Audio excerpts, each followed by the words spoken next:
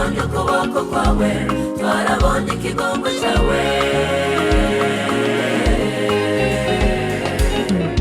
Turagusabye utuyobore muri rugendo turimo, ntakumwe wayobora Abisirayeli, ntakumwe wayobora Abisirayeli.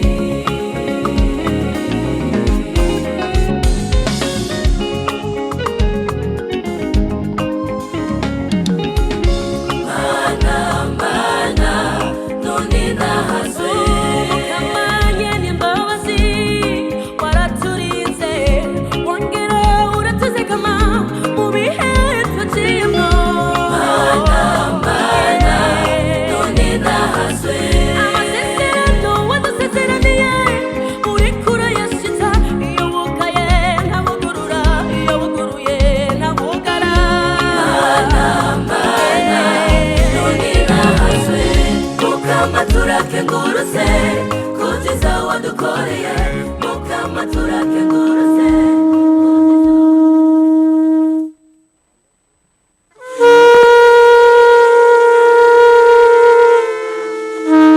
N'umusuri hejuru twaje kwifatanya na mwebwe banyabuhumuza kugira ngo duhimbaze imyaka 6 irangiye Imana iduteye iteka ryo kuja imbere yanyu ngo tubarongore.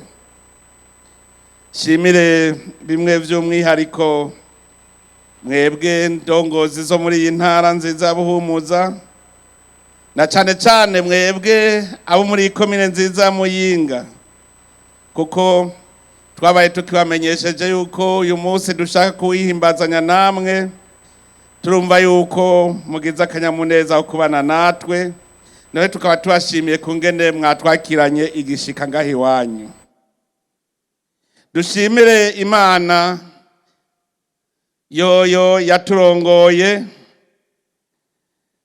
ikadushikana kuri uyu munsi, kandi n'ubu ikaguma ariyo iturongoye mu rugendo turimwo, kandi urugendo rutoroshe, urugendo rwo gushikana Uburundi ku gihugu giteye imbere. Rero iki gihe ni igihe cyo kwibutsanya, kuko ntushobora kumenya urugendo wagenze utabanje gusubiza amaso inyuma ngo urabe iyo wahereye isemo. Sinohera isemo kure cyane cyane noyihera muri uwo mwaka 2020, aho mwebwe na bene gihugu mwantora ngo abari jewe ndabaje imbere ndabarongora. Ubwa mbere nuko nasanze twubakiye ku mushinge mwiza, kuko amatora yaheze atawike ku wundi, abene gihugu bose bashize hamwe.